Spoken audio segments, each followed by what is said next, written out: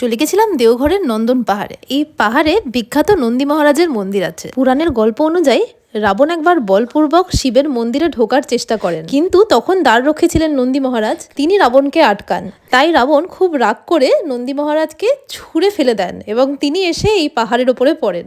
সেখান থেকেই এখানে নন্দী মহারাজের মন্দির, আর নন্দী মহারাজের নামকরণেই এই পাহাড়ের নাম রাখা হয়েছে নন্দন পাহাড়।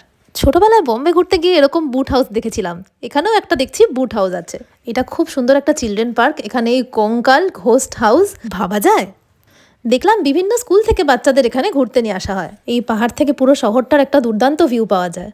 এই যে একটা ছোট্ট টয় ট্রেন, বাচ্চারা এখানে খেলছে। এই পাহাড়ে শিব, পার্বতী, কার্তিক, গণেশ সবার খুব সুন্দর মূর্তি সাজানো আছে। আমরা গেছিলাম নভেম্বরের শেষের দিকে, হালকা হালকা ঠান্ডা পড়েই গেছিল। এখানে বোটিং করার জায়গা আছে, সুইমিংও শেখানো হয়, আর একটা সুন্দর রেস্টুরেন্টও আছে। পাহাড়ের কোলে চারিপাশে শহর দেখতে দেখতে হেঁটে বেড়াতে কিন্তু খুব ভালো লাগছিল, স্পেশালি নরম শীতের সুন্দর পরিবেশে। এই পার্কটার নাম দেওয়া হয়েছে নন্দন হিল এন্টারটেনমেন্ট পার্ক। এখানে কিন্তু পিকনিকও হয় শীতের সময়। দেওঘরের অন্যতম আকর্ষণ বাবা বৈদ্যনাথ ধামের মন্দির থেকেও এই পার্কটা বেশ কাছেই। এই লাল ইউনিফর্মের স্কুলটার নাম শুনলাম আদিত্য মিশন স্কুল। বাচ্চাদের সাথে এই মনোরম পরিবেশে ঘন্টাখানেক সময় কাটিয়ে রওনা দিলাম বাকি দর্শনীয় স্থানগুলোর উদ্দেশ্যে। সেগুলোও নিয়ে আসছি পরের ভিডিওতে। টাটা।